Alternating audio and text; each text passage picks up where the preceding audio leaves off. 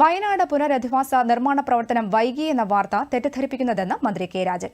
കോടതി ഇത് വ്യക്തമായി തിരിച്ചറിഞ്ഞുവെന്നും ഒരു കാലതാമസവും ഇക്കാര്യത്തിൽ ഉണ്ടായിട്ടില്ലെന്നും മന്ത്രി തിരുവനന്തപുരത്ത് മാധ്യമങ്ങളോട് പറഞ്ഞു. സ്ഥിരീകരിച്ചുകൊണ്ട് അതിനെതിരായിട്ടുള്ള പരാതി തള്ളിക്കൊണ്ട് ഇന്ന് കോടതി ഉത്തരവായിരിക്കുന്നു.